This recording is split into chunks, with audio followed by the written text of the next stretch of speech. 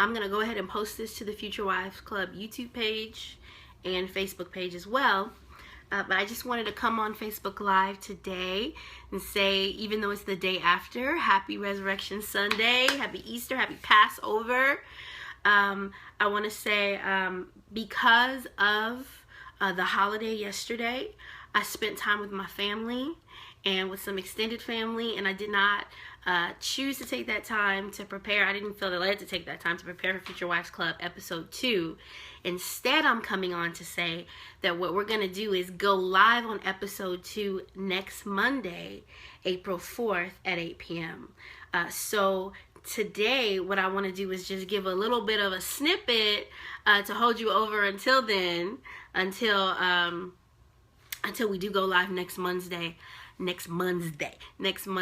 April 4th at 8 p.m. I want to thank everybody that's been sharing, everybody that's been commenting. I love your comments. Everybody that's been asking questions, everybody that's private messaged me about Future Wives Club.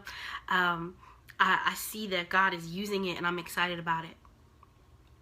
So until we get to the next topic of conversation, I want you to continue to sow into in your heart the last episode. If you haven't seen it yet, it's available on my page a little further down and on the Future Wives Club Facebook page via YouTube.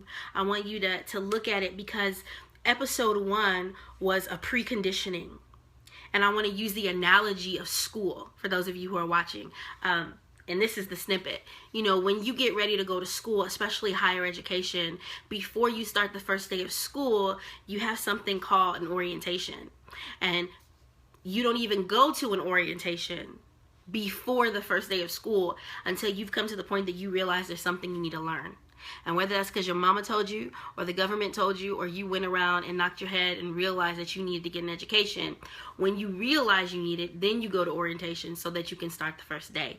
And that's what humility is. Humility is like the moment of realizing that you need to learn something.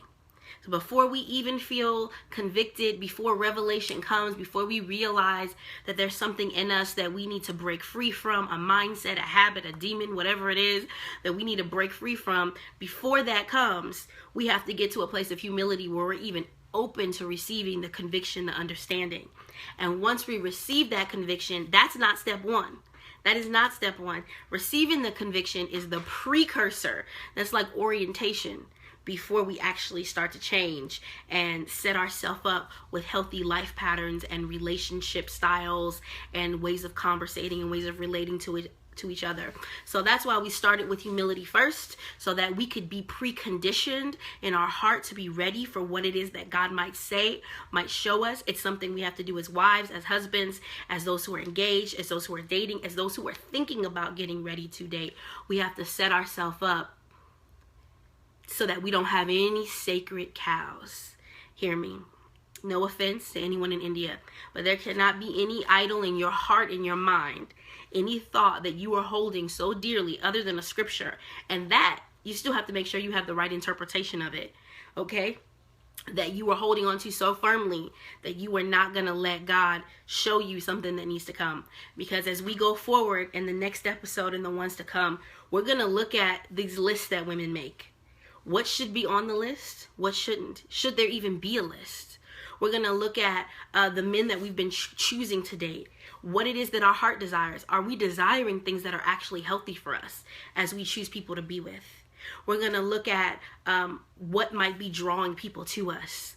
Why do we keep ending up in the same kind of relationship? If we are repeatedly in the same situation, that means that there's something in us that's drawing that type of person to us or drawing us into that situation. We're gonna talk to some men.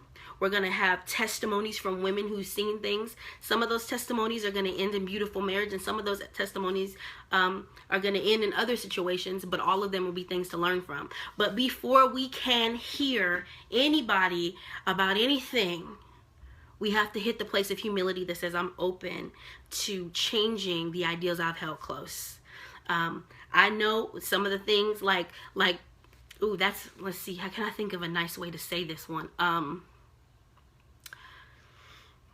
Sisters over misters sounds better than the male version, bros over, bros over whatever.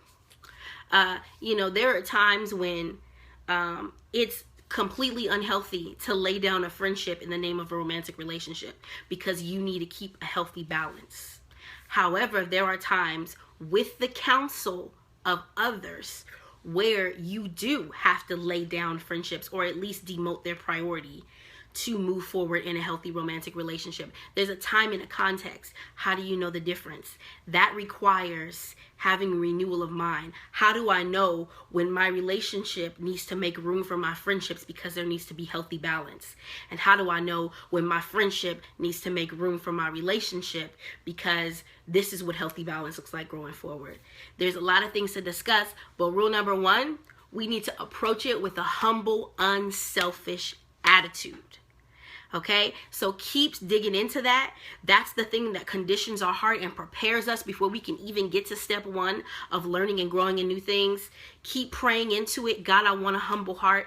Help me to go low. Help me to approach it like a little child. Like Jesus said, the greatest in the kingdom is the one who approaches the kingdom like a little child. Help me to open up and have new mindsets, God, because I want healthier relationships than I have ever had before. That is the heart of the Future Wives Club. Okay, so I love you. Bless you. Happy Resurrection Sunday week. Okay, I bless you and your families. I'm praying new life in your life right now, in this life as well as the life to come. Love you. Peace.